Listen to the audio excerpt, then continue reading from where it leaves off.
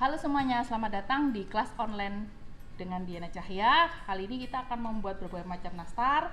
Ada nastar Taiwan, tradisional nastar, dan juga ada nastar yang berbentuk kucu ya. Nanti kita akan praktek. Pertama-tama pastinya kita akan membuat isiannya dulu.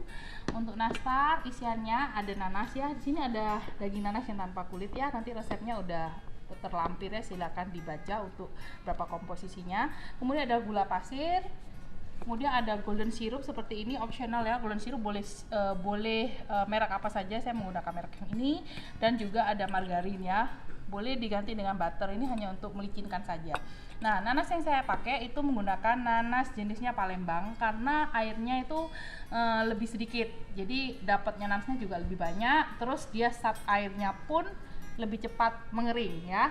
Caranya kita akan jerang di atas kompor seperti ini. Dipanasin.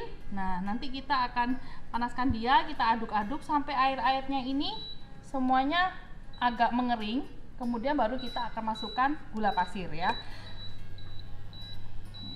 Kenapa kok harus sampai kering dulu?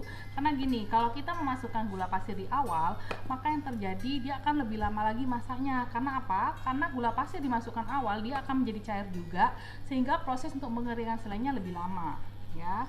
Nah, ini sudah mulai mendidih. Kita akan aduk-aduk hingga airnya agak sedikit diaduk terus ya, nggak diaduk. Nah, nanas yang di sini ini sudah aku parut ya. Jadi kalau teman-teman memangnya mau di blender juga boleh. Tapi kalau blender biasanya tidak mengeluarkan serat-serat alami dari nanasnya. Kalau diparut maka nanasnya itu akan mengeluarkan serat-serat alaminya dia ya.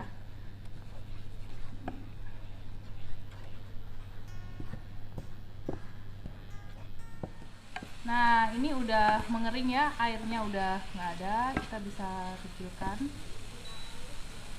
Kemudian saatnya kita masukkan gulanya ya. Nah, karena panas nanti gulanya akan mencair.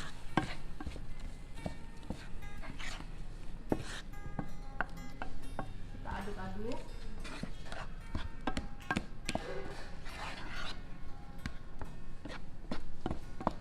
Nah, sampai dia agak sedikit meresap.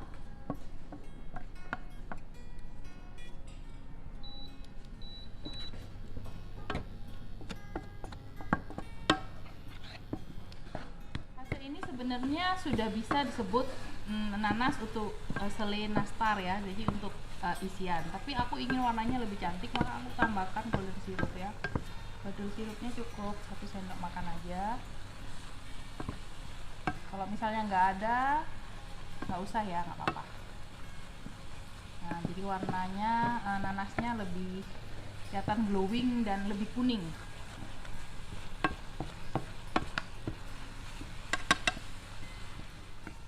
Nah, ini udah kering kan semuanya. Nah, setelah udah kering semuanya, udah nggak ada cairan, kita bisa masukkan di sini butter atau margarin. Kemudian diaduk-aduk aja supaya dia nanti waktu dipulung nggak lengket-lengket, ya.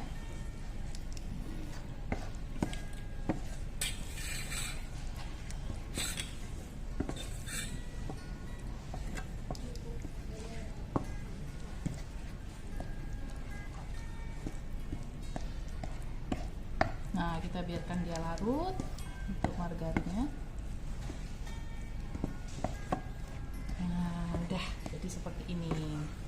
Nah, ini nanti kita harus simpan dulu seharian supaya besok dia lebih set ya, jadi lebih gampang dipulung, oke?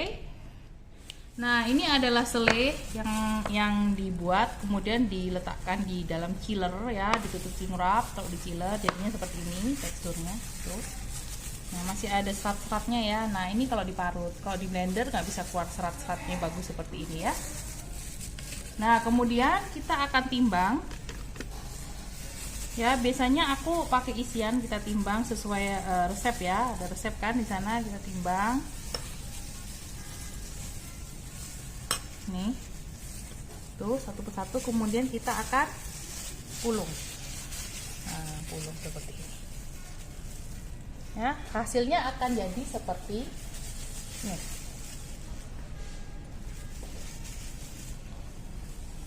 lihat nih. Nah, jadi kita akan pulung jadi seperti ini.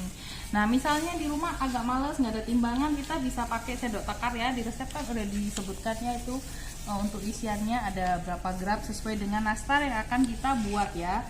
Mau bikin nastar Taiwan atau mau bikin nastar tradisional ya, bisa yang mana aja. Carilah yang sama ya, misalnya ini samanya di sendok berapa gram, bisa pakai ini. Misalnya nggak punya timbangan, tapi kalau aku pribadi lebih suka pakai timbangan karena dia exactly the same ya.